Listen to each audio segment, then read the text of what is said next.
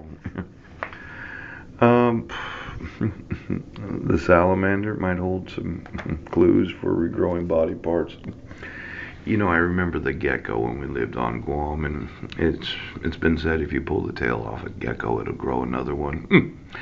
But has anybody been putting any of these animal DNA in the food supply, thinking that, well, we'll load them up full of DNA from the reptiles? Yes.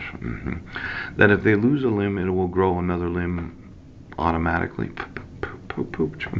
Now, salamanders might hold clues for humans on regrowing body parts. Yes, yes, yes. Nothing like regrowing something. The glial cell, type of cell called the glial cell. Grasping the underlying process of how axolotls can regrow their bits will one day help us regrow ours. Of all of those that are mutating in the Rothschild family that are using artificial light to know the thoughts of every individual, you haven't been using any of the actual DNA of any plant or animal so that you could grow another one of yourself, maybe a clone technology that you don't know about. Let's say you had one of me, and you said, well, I have his actual DNA. You have a sample of my semen, or you have some of my blood, or maybe even a toenail. You do a supercomputer analysis of the actual DNA of the individual, yes. And then you decide to grow my body parts so that I look just like myself, except I'm a salamander or a gecko. Exactly how do you grow the body parts of a dog? It wouldn't be some. You did not synthesize the actual underlying process of the axolotls that can regrow their bits one day. I told you about that petri dish and the sperm. Yes, I've been thinking about it. Twins. In fact, I'm gonna. Well, don't want to get ahead of myself. Now, this was very disconcerting to me. Yes, this is a coral crisis. Yeah. 2016. Yes. The effect is akin to a forest after a devastating fire. Now, worse than expected, bleaching in 2016 occurred so rapidly scientists had to retool their predictions on how much heat the reef could endure. Yes. Has anybody in the Navy heard about these reefs before and how much heat they can actually withstand? The heat stress of the Great Barrier Reef, the northern management area, combines intensity, duration of heat stress into a single number. Yes. Now, this is Australia. This is New Guinea. Yes. Healthy stressed and bleach relationship. Coral stress from overly hot water expels the algae, causing the coral to starve. I thought they were actually pouring bleach in the water, and that's why it was the effect. I didn't realize they were starving to death.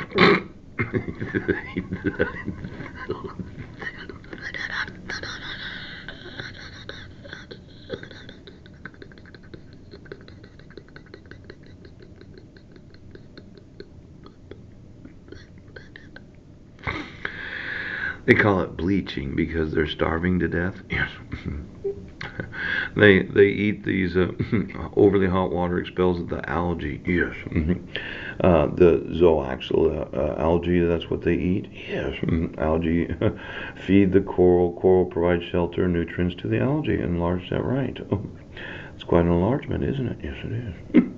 That's why they all turn white, as they're actually starving to death. Now, this hot water, yeah. Is it on top of the actual ocean, or are there water currents underneath the ocean? Exactly what is the current? Yes. Uh, well, let's say I had a desalinator, and I told you about that, how I wanted to have some fresh water. Yes, I'd like to have it for the rest of the world. And instead of just having a hole on the top of it, yes, because remember that 16,000 square foot made out of high temperature tensile strength metal, approximately 4 to 5,000 degrees. Instead of letting the water in the top, what if I put a little trap door on the bottom of it and opened it up 3 to 5 inches, and it sucked the water up to the desalinator that's on top? Yes, instead of underneath the actual metal.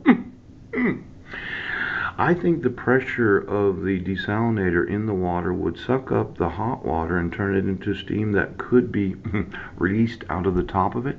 Yes. Did you ever think of a hot desalinator being able to cool the barrier reef? No. Now I could put these little portholes on all four sides of it if it were square, or if it was cylinder shaped. I could put 100 of them. Yes. Then I could put a little machine on the inside of it, one of these waterproof machines, at approximately 2 to 5,000 degrees. Yes. And I could open a porthole at any place in the whole desalinator. Pooh. Now, as long as I left the top of it above the water, yes, I could steam all the hot water of the barrier reef so that coral will no longer die. Yes, you could. Yes, you could. Now, did you think of me doing that? No. Well, I could. Now, why don't you get me this? Because I'd like to know. We don't have to desalinate billions of gallons of water, pooch. But if I did know the actual depth of the heat of the water, yes, because it must be hot underneath there. Yes, it does.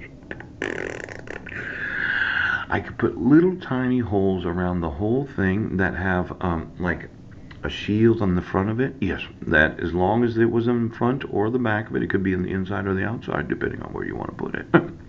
I could leak the hot water into the desalinator without leaking the cold water into it. I could steam it and would go out the top of it, end up 10,000 million miles above the world.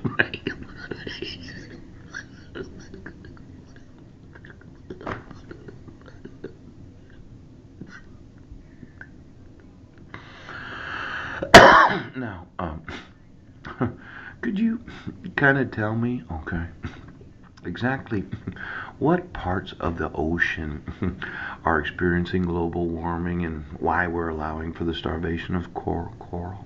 Why are we allowing that? They shouldn't be starving, should they? No. I think we should do some desalinating at the right depth of the actual current of the water that is the hot water that needs to be steamed out of the cold water. Yes. So as to maybe protect that great barrier reef. Now we can maybe